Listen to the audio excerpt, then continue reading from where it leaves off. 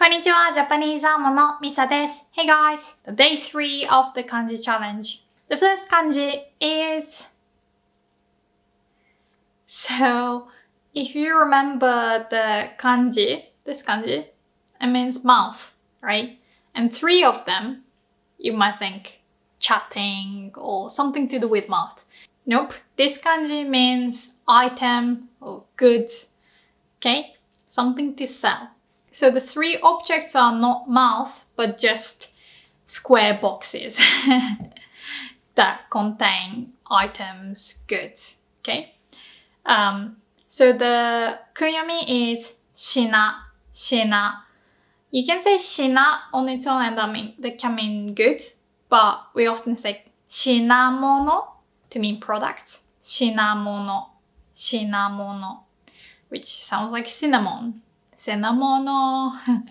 Anyway, shina is the kunyomi, but onyomi is hin, hin. You want to remember this hin? So I always say, don't bother with the onyomi if you're a beginner.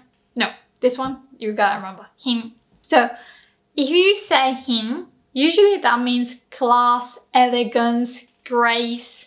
Okay, if you say hin ga aru, that means someone has class. Very elegant. If you say hin ga nai, that means classless. Someone has no class. So picking their nose and eating it. Ugh. Or maybe it's just, that's just being disgusting. Just, I don't know. What kind of person is classless? Showing their genital in public. I don't know. This is a really bad example. Anyway, someone who has no class. So maybe someone who shouts, yells a lot. Okay, that's better than showing genital. Okay. Hin. Okay, hin. But as the product we say, shina.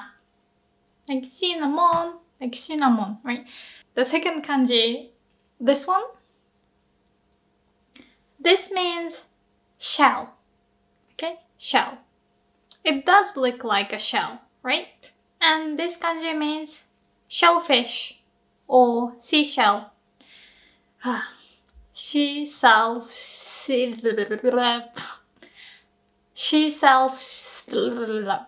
the kunyomi is kai. Okay, kai. 私は貝が嫌いです。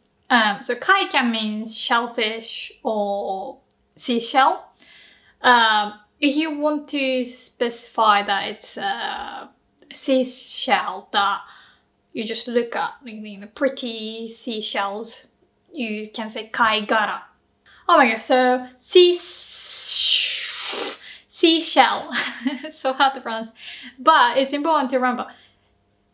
Like the tongue twister, she sells seashells by the seashore. I'm terrible. She sells seashells. Oh my god, I'm giving up. Anyway, there is a lady who sells seashells, right? And this is a very important point to remember. In ancient China, people used to use shells as money. Okay, so this kai can also mean money when it's used in another kanji. So this leads to the second kanji. This kanji, it has the kanji kai, right? Shell. And this means to buy. Okay? Kau is the verb to buy. Kau. So the kunyomi is ka. Ka. So the shell represents the money. And the top part, that kind of looks like the kanji for yon, or it could even look like an eye flipped this way, right? But no, this kanji actually represents a net, ami. So a net is used to catch things, right? To take things. So from that meaning, a net or something that means to take, to catch, plus the kanji money, shell, we have the meaning to buy. So this is another kaimoji. Okay, kaimoji. Two different kanji with two meanings makes a new kanji. So you take something with your money to buy. Kau, kau. And the fourth kanji you should remember is this. So this kanji means to sell. And this kanji is related to the kanji to buy. So some kanji have old character forms. Okay, it's called kyujitai. It's like in Chinese, they changed the kanji, right? They had the traditional kanji and now it's simplified. We did the same thing too. We made some change to a few, not a few, but quite a few kanji around 1946. Not sure, but around that time, we made a change and we simplified some kanji, right? So the kanji to sell looked like this. So you see, if you zoom in there, you see the same kanji to buy, kau, okay? And on the top there has this line. And this line comes from the different kanji, deru, to come out, to leave. So the etymology of this kanji is someone buys it away. Someone buys it and it leaves. It's gone. So that turned into the meaning to sell. Anyway, now it's simplified and looks very different. It looks like a person, right? Like the top part. It's like the arm and the leg.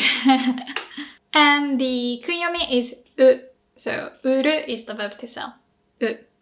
And the interesting thing is the onyomi of the kanji to buy and to sell, they are both buy. And there is this compound noun, buy, which means buying and selling, basically trading. Buy. It's just like bye, see ya, right? And also, it's really easy to remember because the onyomi of the kanji to buy is buy.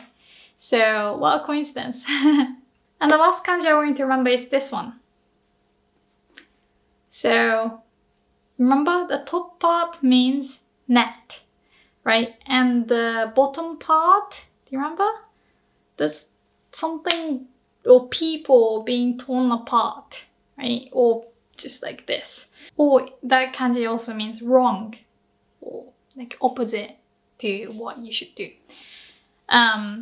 This kanji means crime or sin.